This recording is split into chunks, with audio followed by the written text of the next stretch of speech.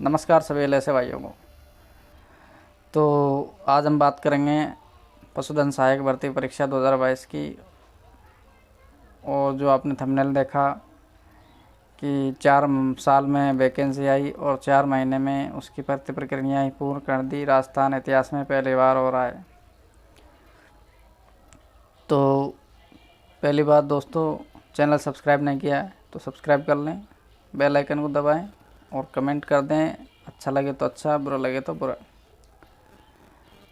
तो पहले बात करते हैं हम जो परीक्षा 2018 में लगी थी उसके बारे में।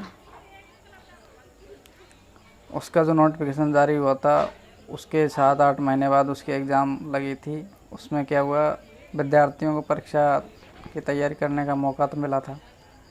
उसके बाद 3-4 महीने बाद उसमें शायद साल भर डेढ़ ऐसे लगा था टाइम भर्ती प्रक्रिया पूर्ण होने में। इसमें ऐसी क्या जल्दीबाजी हो रही है सरकार को कि इतना जल्दीबाजी में सब काम हो रहा है? क्या आपके पास कोई जवाब है? तो जवाब है तो कमेंट करके ज़रूर कहें। कि एक बात तो ये कि नोटिफिकेशन जारी हो उसके 2-3 महीने बाद एग्ज़ाम हो गई। एग्ज़ाम होने के 2-4 दिन बाद ही आंसर की आ गई। आंसर की आने के 10-12-15-20 दिन होंगे, शायद 20 दिन होने के बाद ही एग्ज़ाम का रिज़ल्ट आ गया। एग्ज़ाम का रिज़ल्ट आने के 6-7 दिन बाद ही डॉक्यूमेंट वेरिफिकेशन की लिस्ट आ गई। तो इतना जल्दी ऐसा क्यों कर रहे हैं सरकार, हमें बता सकती है? हम जानना चाहते हैं कि इतना जल्दी क्यों हुआ है। मेरे समझ में नहीं आया। मैंने पहले भी ये सूचना दे चुका हूँ, मुझे भी किसी के माध्यम से पता चलता है दोस्तों। सोशल मीडिया के दौरान सब पता चल जाता है कि कहाँ कुछ हो रहा है। तो मैंने भी पता लगाया कि जो हमारी वैकेंसी हुई उसमें इसमें बात चल रही है कि फर्जीवाड़ा हुआ है, या फिर मैं भी बोल रहा हूँ कि फर्जीवाड़ा हुआ है, 100% हुआ है। शायद ये 4 महीने में ये तो नहीं हुआ, ये आप बता सकते हैं मुझे कमेंट में।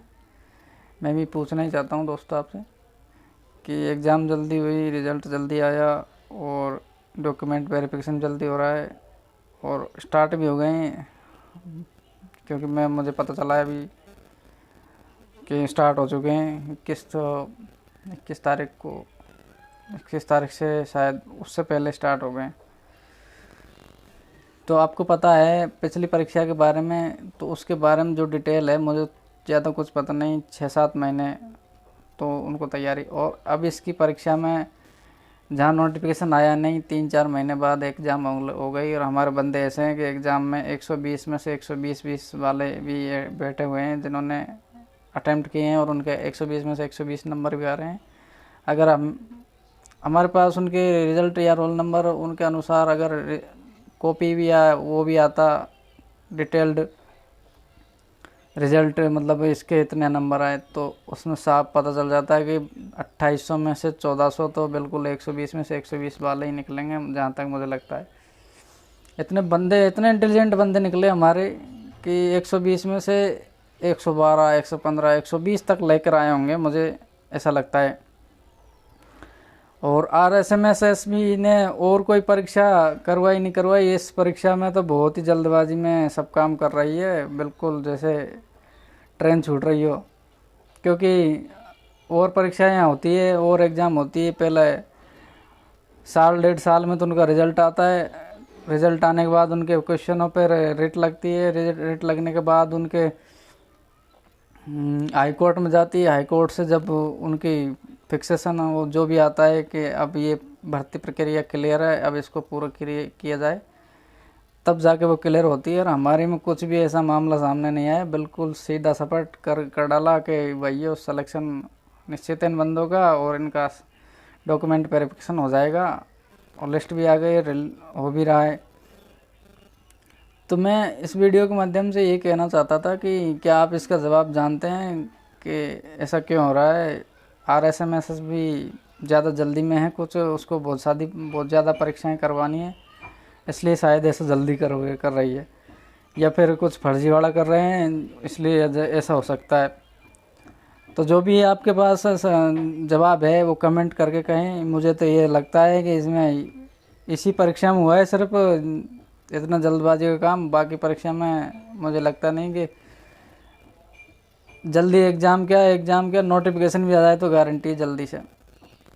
तो इसमें तो नोटिफिकेशन आ गई, नोटिफिकेशन के बाद एग्ज़ाम भी हो गई। और हमारे जो एक बात और, हमारी जो ये ज्ञापन दिए जा रहे हैं, जो हमारे साथ जुड़ने की कोशिश कर रहे हैं या फिर जोड़ने वाले हैं, हम जोड़ेंगे तभी जुड़ेंगे वो, क्योंकि हमारे अंदर ही से एकता नहीं है तो वो कैसे जुड़ेंगे भाई। हम जा रहे हैं 100 और 100 में क्या होता है भाई, कम से कम 2-3 हज़ार अपने इज्जत से किसी लीडर को चुनो तो वह खुद आएगा कि भाइयों मैं तुम्हारे साथ हूँ, आपके पास साथ अन्याय हुआ है तो उसके लिए हमें जवाब मांगेंगे और ज़रूर मांगेंगे, वो सरकार को जवाब देना भी होगा। क्योंकि कैंडिडेट तो पकड़ा हुआ है ना, कैसे भी करके हुआ, पेपर तो लीक हुआ नहीं तो पकड़ा हुआ है जो डमी कैंडिडेट थे। तो मैं यही कहना चाहता था दोस्तों, ज़्यादा से ज़्यादा लोग होंगे तो हमारा फ़ायदा, नहीं तो हम कुछ भी नहीं है। ज्ञापन दे दिया, ज्ञापन का अभी तक कोई जवाब नहीं आया है।